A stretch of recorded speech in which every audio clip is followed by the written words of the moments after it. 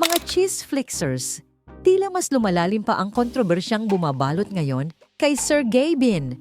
Matapos ang kanyang naging health scare at bigla ang pagkakaospital nitong mga nakaraang araw, panibagong issue naman ngayon ang gumugulantang sa social media. Dahil kaliwat kanan na ang mga screenshots, testimonya at cryptic reposts na inuugnay ngayon sa umano'y cheating allegations laban sa sikat na vlogger.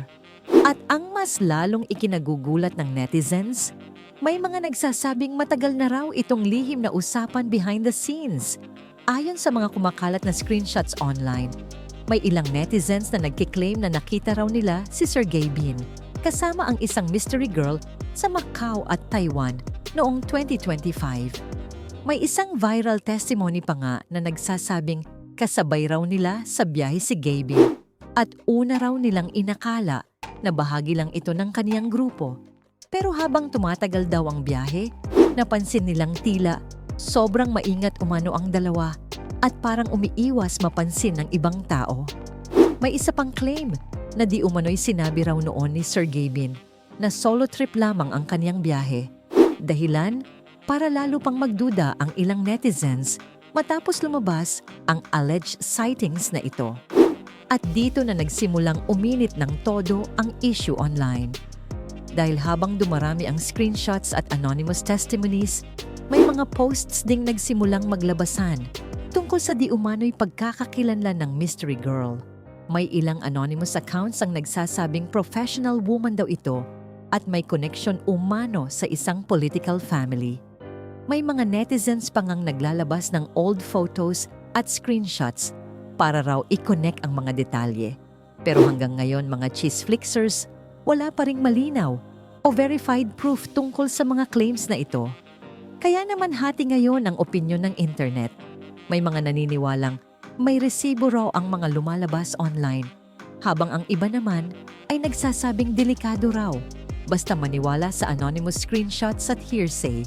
Pero alam nyo kung ano talaga ang mas lalong nagpasabog sa issue? Si Elma. Dahil napansin ng maraming followers na tila sunod-sunod ang cryptic repost ni Elma nitong mga nakaraang araw. May mga repost umano tungkol sa betrayal, pananakit, pananahimik, at mga bagay na hindi raw kayang sabihin ng isang taong nasasaktan. At dahil dito, mas lalong nagdugtong-dugtong ang mga netizens. May ilan ang nagsasabing baka may pinagdadaanan nga talaga ang dalawa behind the scenes. May iba naman ang nagsasabing baka konektado raw ito sa naging emotional at mental struggles ni Sir Gabin nitong mga nakaraang linggo. Matatandaan na naging usap-usapan din online ang kaniyang biglaang pagkakaospital matapos umano siyang makaranas ng hirap sa paghinga, pamamanhid at emotional stress. Kaya ngayon, marami ang nagtatanong, may connection nga kaya ang kanyang emotional breakdown sa mga cheating allegations na ito? O baka naman nagkataon lang talaga ang lahat? Habang umiinit ang usapan online, marami ring netizens ang nagpahayag ng simpatya para kay Elma. May mga comments na nagsasabing matagal na nilang sinusubaybayan ang relasyon ng dalawa, kaya nalulungkot sila sa mga lumalabas na issue ngayon. May ilan ding nagsabing tila ideal couple.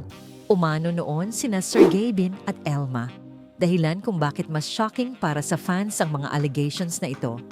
Pero syempre, mga cheese flixers, mahalagang tandaan na hanggang ngayon ay wala pa ring official statement mula kina Sir Gabin at Elma tungkol sa mga kumakalat na screenshots at claims online.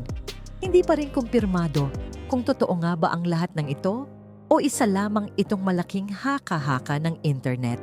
At alam naman natin kung gaano kabilis kumalat ang impormasyon sa social media kahit hindi pa ito beripikado. Kaya marami rin ang nananawagan na hintayin muna ang opisyal na pahayag ng magkabilang panig bago tuluyang humusga. Ngunit sa kabila nito, tila lalo lamang lumalala ang usapan online habang dumarami pa ang screenshots, reposts at alleged testimonies na lumalabas araw-araw. At habang nananatiling tahimik sina Sir Gabin at Elma, mas lalo lamang nagiging curious ang netizens kung ano nga ba talaga ang totoong nangyari sa likod ng issue na ito? Sa ngayon mga chisflixers, isang bagay pa lang ang malinaw. Isa na ito sa pinakamainit na usapin online ngayon. Pero habang wala pang kumpirmadong pahayag mula sa magkabilang panig, mananatili muna itong aligasyon at usap-usapan ng internet. Kayo mga chisflixers, ano sa tingin ninyo? May katotohanan kaya ang mga screenshots at cryptic reposts na kumakalat ngayon? O isa lamang itong malaking misunderstanding na pinalaki ng social media?